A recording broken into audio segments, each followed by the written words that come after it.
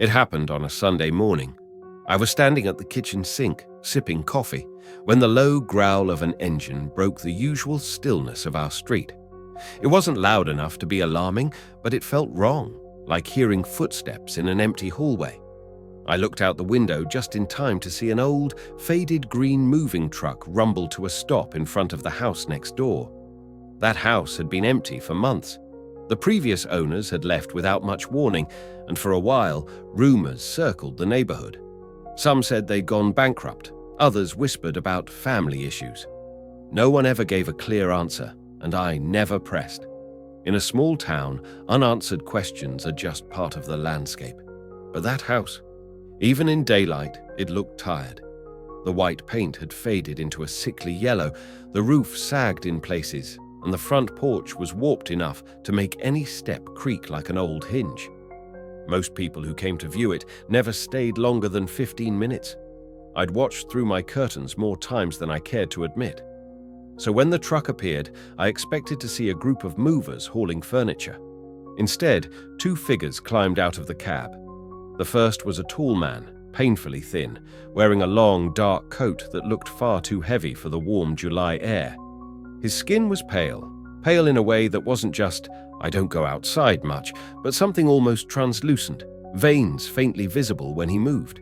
His hair was black, but not naturally so. It had that too uniform, too flat look of dye. The second figure was a woman, shorter than him by a head. Her hair was so black it almost shimmered blue in the sunlight, falling straight to her waist. She wore a high-necked black dress with sleeves that reached her wrists, which seemed absurd in the summer heat.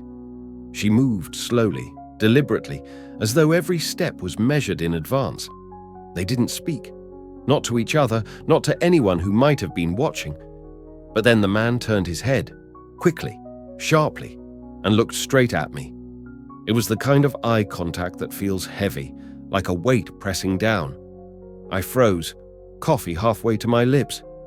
His mouth twitched upward in something that was almost a smile, but too slow, too deliberate, as if he was imitating the motion without understanding it. Embarrassed, I ducked back from the window, my pulse a little too fast for such a small thing, but curiosity got the better of me. I peeked again, just in time to see them open the truck's back door. I expected couches, boxes, maybe a dining table. Instead, they each carried a single item. The woman had a small, battered wooden box about the size of a jewelry case, covered in strange, dark stains. The man carried what looked like a long, thin case, too narrow for a guitar, too long for a rifle. It was wrapped in worn black fabric, the ends tied with twine. They walked inside without glancing around, disappeared for several minutes, then returned. Each time it was the same. No furniture, no appliances, just small, strange objects. At one point, I thought I saw a birdcage draped in a black cloth. Whatever was inside shifted slightly as he carried it, but I never saw feathers or heard a sound. By evening, they'd made a dozen trips like this. The truck was still parked there when the sun went down. That night, I lay in bed, staring at the ceiling. It was well past midnight when I heard it, faint at first, almost blending into the hum of the summer night. A sound like voices, low and rhythmic, rising and falling in uneven patterns. Not speech exactly, more like chanting. I slipped out of bed and moved to the window. Their upstairs lights were on, but they didn't shine steady like normal bulbs. They flickered, warm and unsteady, like candlelight. And in that flicker, I saw shadows on the wall. Not their shadows. These shapes were too tall, too thin. Their heads elongated in strange, unnatural ways. They moved in jerks and shivers as though their limbs didn't bend quite right. At one point, one of them turned, and for the briefest second, it looked like it was staring straight out of the window, straight at me. My breath caught. I stumbled back from the glass, heart hammering in my ears. The chanting stopped. The lights went out. The house was swallowed by darkness. In the morning, I found something on my porch. A single, large black feather, longer than my hand, the edges frayed as though it had been burned. I stood there for a long time, staring at it, trying to convince myself it belonged to some large bird. But deep down, I already knew it didn't. For the next few days, I tried to convince myself that nothing about my new neighbors was truly strange, that I was just imagining things. People are allowed to be private. People are allowed to dress oddly. People are allowed to carry bird cages into their house in the middle of the night, I suppose. Still, something gnawed at me. I caught myself glancing toward their windows more often than I should, telling myself I just wanted to see what kind of people they were. But every time I looked, the curtains were drawn tight. Thick, heavy ones, the kind you'd expect in an old theater rather than a suburban home. Even during the day, not a hint of sunlight touched the inside of that place. One afternoon, I decided to mow my lawn. It was a flimsy excuse to get closer without looking suspicious. As I passed near their side fence, I slowed, pretending to inspect my mower. From here, I could see a sliver of their backyard. The grass was overgrown and wild, crawling up toward the windows like green fingers. In the center stood something that looked like a scarecrow, tall, spindly, wrapped in strips of black cloth that fluttered in the breeze.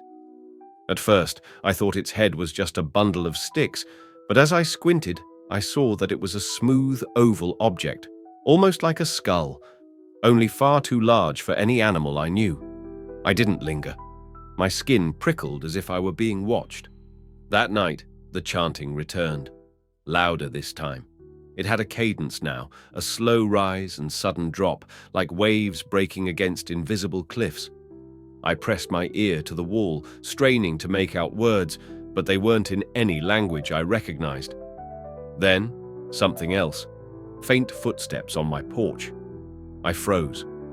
The sound was deliberate, slow, the boards creaking under the weight of someone heavy. I stayed absolutely still, my breath shallow, until the steps retreated. I didn't dare look outside until morning. When I did, there was another feather, bigger this time, and smeared across the wood beside it was a faint mark, almost like a handprint, but too long, the fingers stretched unnaturally far. I decided to tell someone. My friend Mark lived 2 streets over and had grown up here. If anyone knew something about the new arrivals, it would be him. When I described the couple, he went quiet. "Where did you say they moved in?" he asked. "Next door. The old Benson place." He hesitated. "That house is not right. Been like that for decades. Every few years someone moves in, never stays long. One couple just disappeared. They left everything behind, clothes, dishes, everything, like they walked out in the middle of dinner." "Why?" I asked. Mark just shook his head. "No one knows. Or if they do, they don't talk about it." That night, the chanting was louder still. It went on for hours, filling the space between my ears until I almost felt dizzy. I closed my curtains and tried to drown it out with music, but even with the volume high, I swore I could still hear it.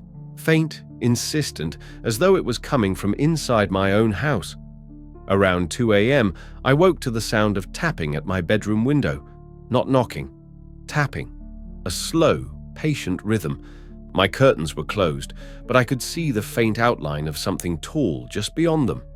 The tapping continued, steady as a heartbeat. Then, without warning, it stopped. I didn't sleep again that night. By morning, my nerves were shot. I told myself I'd go to the police if anything else happened, but when I stepped outside, there was no feather this time, only a small black object placed neatly in the center of my porch.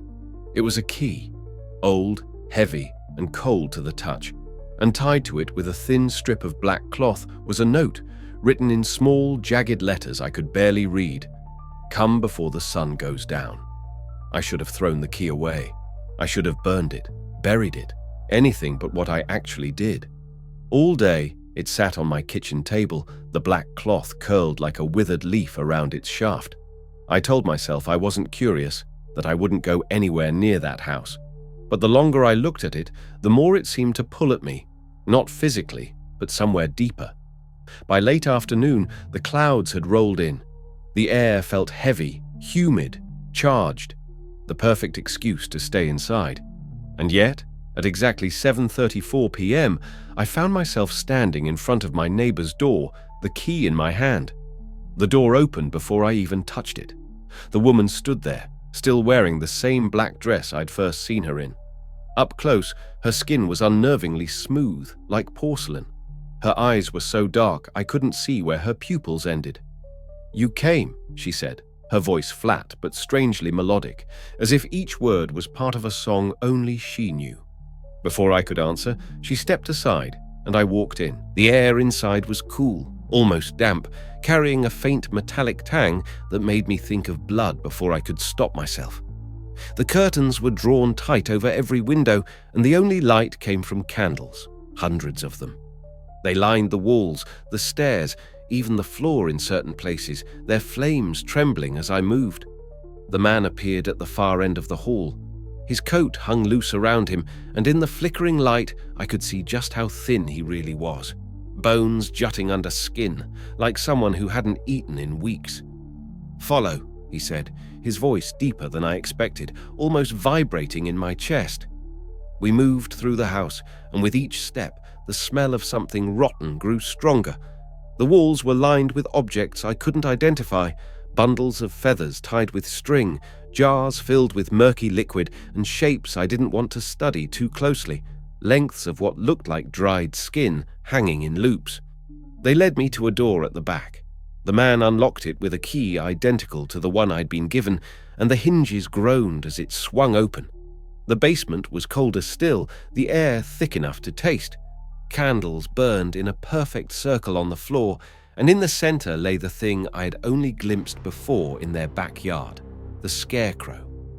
Except now, I saw it wasn't made of wood or cloth. It was bone. Tall, misshapen bones, lashed together with strips of leather, the skull far too large for a human, but still disturbingly similar. Its eye sockets were empty, but I felt the weight of a gaze all the same. The woman began to hum, the same strange rise and fall melody I'd heard through my walls at night. The man joined in, his voice deeper, the sound wrapping around me until it felt like the room itself was vibrating. I should have left. I should have run. But my legs wouldn't move. The humming became chanting, and the candles' flames grew taller, their light bending unnaturally, stretching shadows across the walls. The skull tilted, just slightly, and something inside its hollow sockets began to glow, a dull, reddish light, like embers deep in a dying fire. The man reached into his coat and withdrew the long, black-wrapped case I'd seen that first day. He unwrapped it with slow precision, revealing something that looked like a knife but far too long and curved, its blade blackened and jagged along the edge. The woman's chant grew louder. The man stepped toward me. "Tonight," he said softly, "it needs a voice." I felt something cold press against my neck. Not the blade, something else. A hand. But the fingers were too long, bending in places they shouldn't. I turned my head just enough to see a shape rising behind me, taller than the man, its limbs jointed wrong, its skin dark and slick like wet ash. The thing leaned close, and in a voice that didn't sound human, it whispered a single word into my ear. I didn't understand it, but my body did. Every muscle locked, every breath stalled, and my vision began to narrow to nothing but the red glow in those empty sockets. When my vision cleared, I was lying on the cold basement floor. The chanting had stopped. The candles still burned, but their flames were steady now, no longer twisting and bending like living things. The man and woman stood over me, watching in silence. Neither looked angry, neither looked relieved. They just observed, as though I were an insect pinned to a board. I tried to speak, to ask what had happened, but the sound that came out wasn't my voice. It was lower, rougher, with an edge like broken glass dragged across stone. The moment I heard it, I felt my stomach turn. The woman crouched beside me. Her hair fell forward, and for the first time I saw something strange about her face. Her eyes weren't just dark. There were no whites at all. Two endless pits. "You'll get used to it," she said gently. I scrambled to my feet. My legs were unsteady, as if I'd run for miles. "What did you do to me?" I tried again, but the words came out warped, echoing faintly, as though two voices were speaking at once, mine and something else's, layered together. The man stepped closer, the long knife still in his hand. "It needed a voice," he repeated, just as he had before. "Now it has one." I glanced at the thing in the circle of candles. The bone figure stood taller than before, the skull tilted slightly toward me. That ember glow in its eye sockets was stronger now, pulsing faintly, in time with my own heartbeat. "You will speak for it," the man continued, "when it's ready to walk again." I turned and bolted. I didn't think. I didn't look back. I tore up the basement stairs, through the dark hallway, and out into the night air. The front door slammed behind me with a sound like the world closing in. I didn't stop running until I reached my house. I locked every door, every window. My chest felt like it was going to split open. But then, through the thin walls of my home, I heard it. Not chanting this time. My own voice. It was speaking words I didn't understand, in a rhythm that made my teeth ache. It wasn't coming from my throat. I wasn't moving my lips. The sound was everywhere at once, inside my head and outside it, like a radio tuned to a station that didn't belong in this world. I pressed my hands over my ears. It didn't help. The rest of that night is a blur. I remember pacing, turning on every light, drinking coffee until my hands shook. At some point, I must have fallen asleep, because I woke in my bed with the sun streaming in. For a brief, beautiful moment, I thought it had all been a nightmare. Until I went to the kitchen and saw the porch. The feather was back, larger than ever, nearly the length of my arm. Beside it sat the bone figure from the basement, only now it was smaller, about the size of a child. Its skull tilted toward me, the ember glow faint but steady, and tied around its neck was the black cloth from the key. I called the police. They came, looked around, took my statement. When I told them about my neighbors, one of the officers gave me a strange look. "That house is empty," he said. "Has been for years." I argued, insisted, even described the man and woman in detail. They just exchanged a glance, muttered something about stress, and left. That night, the chanting returned, stronger, closer. I looked out my window toward the house next door. The curtains were open for the first time. In the flickering candlelight, I saw them. The man, the woman, and the tall, twisted thing standing behind them, its burning eyes locked on mine. Only now, when it opened its mouth, I recognized the sound that came out. It was my voice.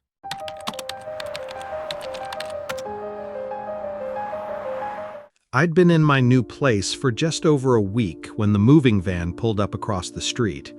The timing felt like a small mercy.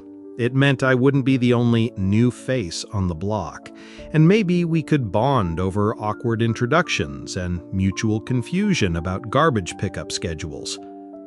The house they moved into had been empty for a while. Not abandoned exactly, but neglected. The shutters were crooked, the paint flaking like sunburnt skin, and the porch sagged enough that I worried about it collapsing under anyone's weight. The lawn was a patchwork of weeds and dry grass, though someone had recently mowed it, leaving neat lines through the decay. From my living room window, I saw the first figure climb out of the van. A man in his mid-30s, tall, wearing a gray button-up shirt tucked into black pants that looked too formal for moving day. He scanned the street in a slow, deliberate sweep, his gaze lingering on each house for a fraction too long. Then came the woman, pale with ash-blonde hair pulled into a tight braid. She wore a plain beige dress that might have been stylish decades ago. Her arms were wrapped tightly around a small cardboard box, which she carried like it was fragile or precious. They didn't unload furniture. No couch, no chairs, no mattress. Just a series of identical cardboard boxes, all about the same size, carried inside one by one. I counted 23 trips from the van to the house. Each time, they moved in the same way. The man walking slightly ahead, the woman a step behind, her eyes downcast. Around the 15th trip, the woman's gaze flicked up, directly toward my window. I froze mid-sip of coffee. She didn't smile or wave, just stared, her expression unreadable. That night, I dreamed I was standing in my driveway, looking at their house. All the windows were black except one upstairs. A faint orange glow spilled out, and in the window stood the woman, her face pressed to the glass, her mouth moving soundlessly. I woke with the taste of iron in my mouth, and my hands clenched so tightly the nails had left crescent-shaped marks in my palms. The next morning, there was something strange on my front porch. A small bundle wrapped in brown paper and tied with twine. Inside was a photograph, old and faded, showing my house from decades ago. In the picture, the street was different. No trees, no fences, just dirt and open space. But in the upstairs window of my house, a shadowy figure stood almost exactly where I had dreamed the woman had been. There was nothing written on the back. I should have thrown it away. Instead, I put it in the kitchen drawer and told myself I'd forget about it. I told myself to stop watching them. People have quirks, and staring only makes you seem like the strange one. For a few days, I avoided looking out the window when I heard their front door. I didn't even glance toward the house when I walked to my car in the morning. But then the sounds started. The first time, I was reading in bed just past midnight when I heard a slow creak of wood. At first, I thought it was my own floorboards cooling in the night, but then came another creak, lower, heavier, like a footstep on my porch. I sat up, straining to hear. A third creak, then silence. I stayed awake another hour before convincing myself it was nothing. The next night, it happened again. 3 creaks, then silence. This time, I got up and moved to the front window, peeking through the blinds. The street was empty.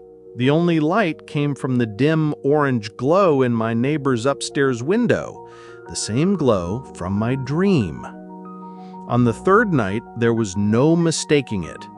3 slow steps on my porch, followed by the faint sound of paper sliding across wood.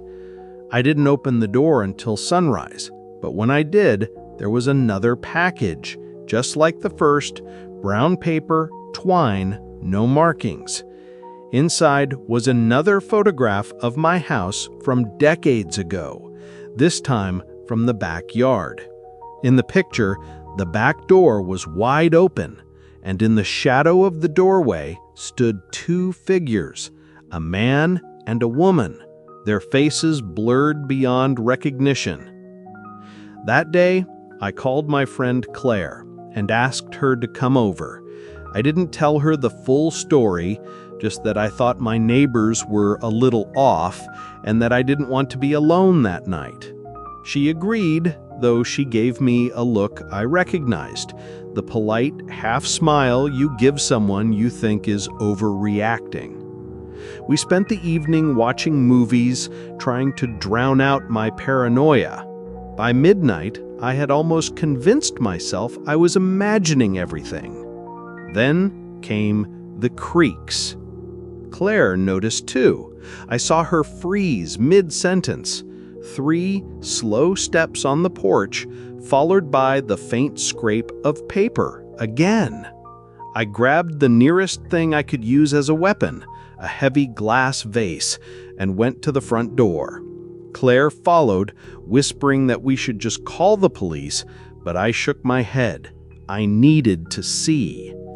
I flung the door open. The porch was empty. No people, no packages, nothing but the cool night air pressing against my face.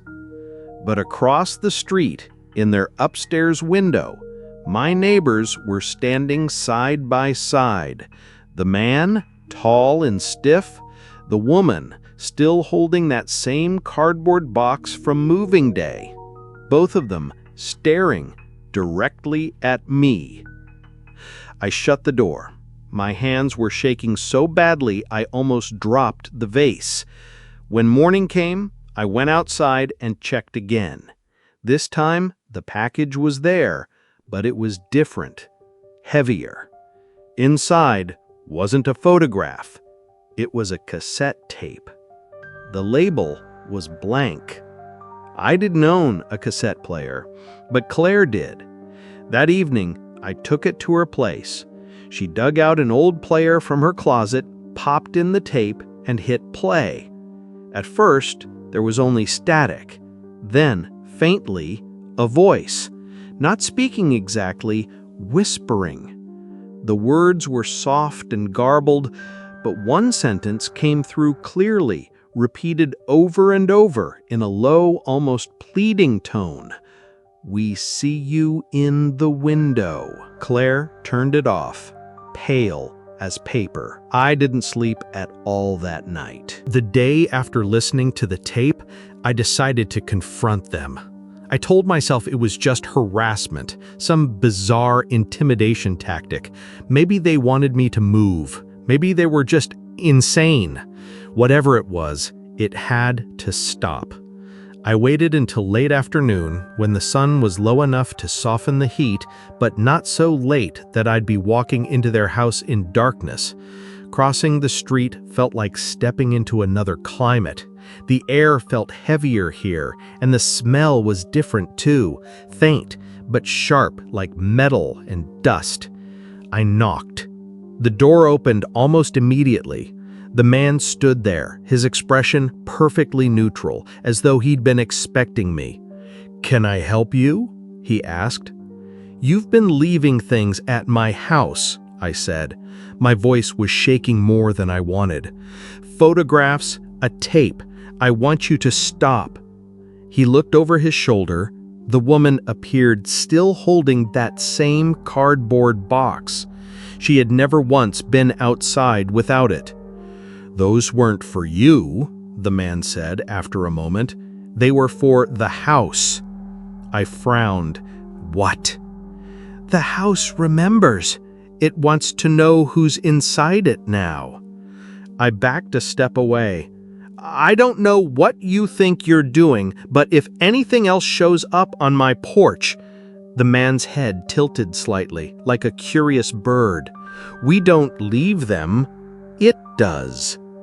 Before I could answer, something moved in the shadows of the hallway behind them, a flicker of motion, like a person stepping just out of sight. My heart skipped. "Good night," he said, and shut the door in my face. I went home and locked every door and window. I didn't leave the couch for hours, sitting in the glow of the TV, waiting for something to happen. By midnight, I was starting to believe maybe nothing would. Then, without warning, the TV shut off. The reflection in the black screen was wrong. I could see myself sitting on the couch, but there was another figure behind me in the reflection, standing at the window, a tall man, his head tilted just like my neighbor's. I spun around. No one was there. The curtains were drawn. But on the glass, pressed faintly into the condensation from my breath, was a handprint. Long fingers. Too long. I spent the rest of the night in my bedroom with the door locked, listening for sounds that never came. By morning, I thought maybe I dreamed it, until I saw the package. It was on my kitchen counter. Inside was a photograph, black and white, badly faded.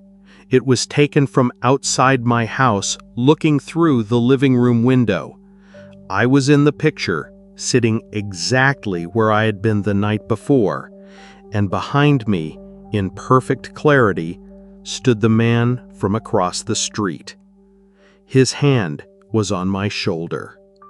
The photograph was dated, not decades ago, not even yesterday. It was dated tomorrow.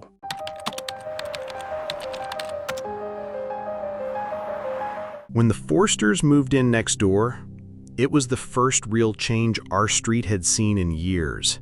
Maple Drive was one of those neighborhoods where people died in the same houses they'd been born in. Families didn't move. They just passed properties down like heirlooms. The Forsters didn't look like they belonged here. They arrived on a rainy Thursday evening in an unmarked moving truck. No friendly waves, no curious peeks into the neighbors' yards. They unloaded in silence. The man, maybe mid-40s, wore an old-fashioned three-piece suit despite the weather.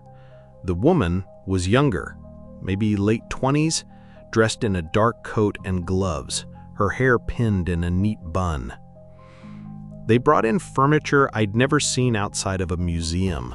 Carved wood armoires, heavy velvet chairs, brass lamps that flickered instead of glowed.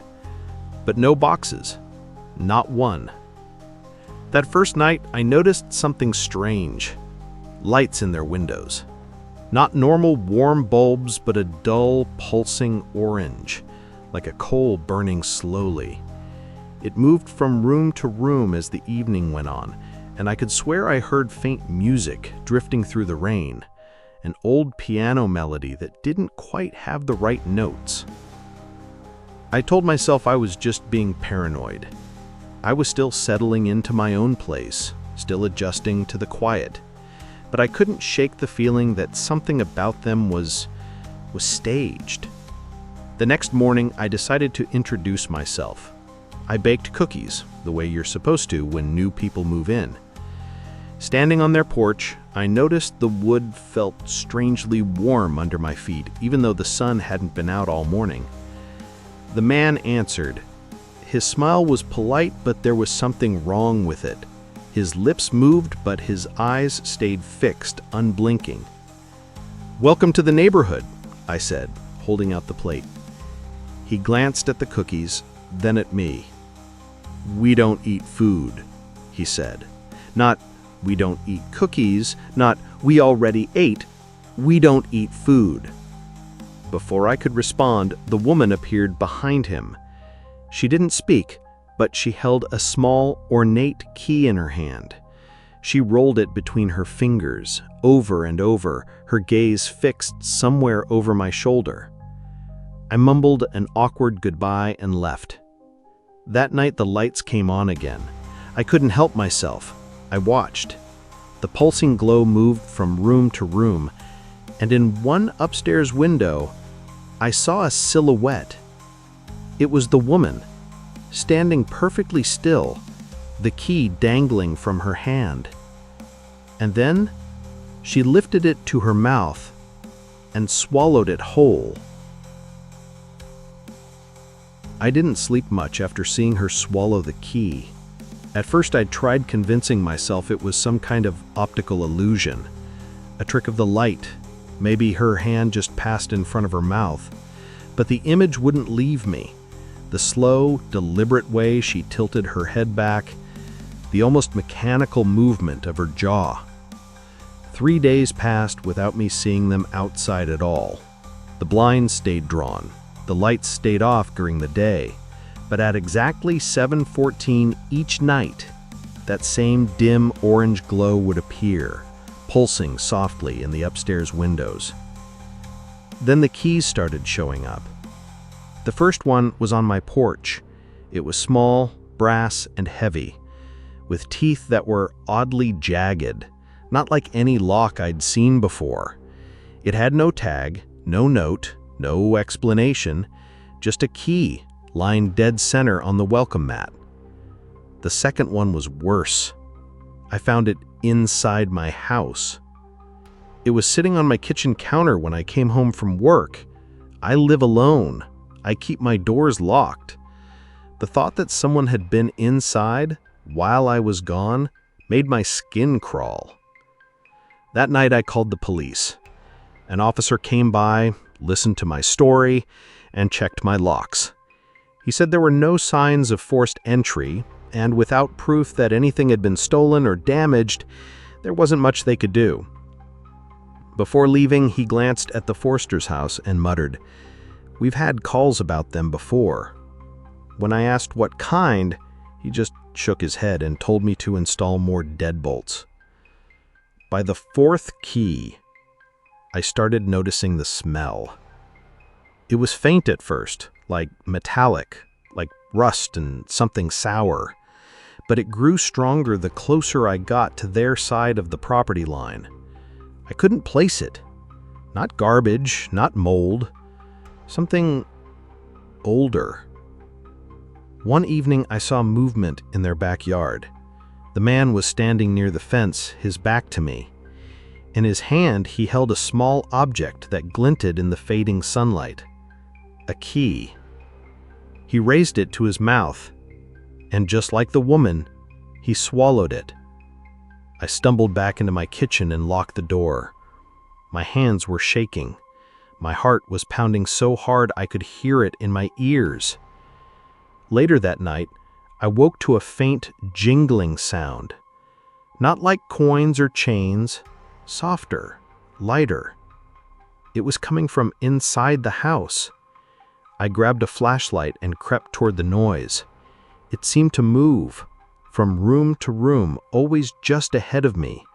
Finally, I reached the living room and froze.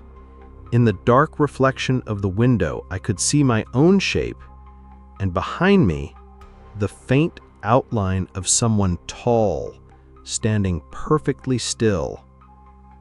The jingling stopped, and when I spun around, there was no one there. But on the floor, right where the figure had been standing, was another key. This one was wet. By the time the seventh key appeared, I was keeping them in a drawer I had to tape shut. I didn't know why I hadn't thrown them away. Maybe some part of me thought they were evidence. Maybe another part thought they were warnings. Each was different. Brass, iron, copper, even one that looked like it had been carved from bone. The teeth were always strange, jagged and patterns that seemed almost deliberate, like tiny symbols hidden in metal. And they were getting bigger. One Saturday night, unable to take the tension anymore, I decided to confront the Forsters directly. I walked over, heart pounding, and knocked. The woman answered. No grating, no smile. Her eyes were so dark I couldn't see where the iris ended and the pupil began. "I think you've been in my house," I said. My voice was steady, though my legs felt like they might give out. She tilted her head slightly, like she was studying an animal. Then, without a word, she reached into her coat pocket and pulled something out. A key. Not small like the others. This one was massive, at least 6 inches long, with a handle shaped like an ornate knot. She held it out toward me, the way someone might offer a piece of raw meat to a dog. "What is this for?" I asked. Her lips curled into a faint smile. "It's for the lock," she said softly. "What lock?" She stepped back and closed the door in my face. That night, I dreamed of my living room floor. I was lying on it, unable to move, while the boards slowly shifted apart. Beneath them wasn't dirt or foundation. It was a dark, yawning space, endless and cold. At the center of that space was a single lock, enormous, embedded in the blackness. When I woke, I could still hear the jingling. It was coming from directly under me. I tore at the rug, then at the floorboards, half in panic, half in trance. And there it was. A lock. It was real, the same ornate knot-shaped handle. The metal was ice cold to the touch, and it didn't seem rusted or old. It looked alive. Every time I touched it, the jingling grew louder, like hundreds of keys rattling together in the distance. I ran to the drawer and grabbed the largest key the woman had given me. My hands were shaking so badly I almost dropped it. When I slid it into the lock, it fit perfectly. But before I could turn it, I heard a voice. Not from the lock, but from behind me. "You're not supposed to open it yet," the man said. I spun around. Both Forsters were standing in my living room. Neither had made a sound coming in. The woman was holding another key, turning it slowly between her fingers. The man's eyes were wide, almost hungry. "You have to collect them all first, or it won't work right."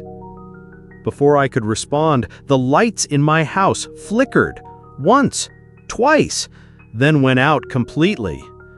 When they came back, the Forsters were gone. But the lock was still there, and the jingling was louder.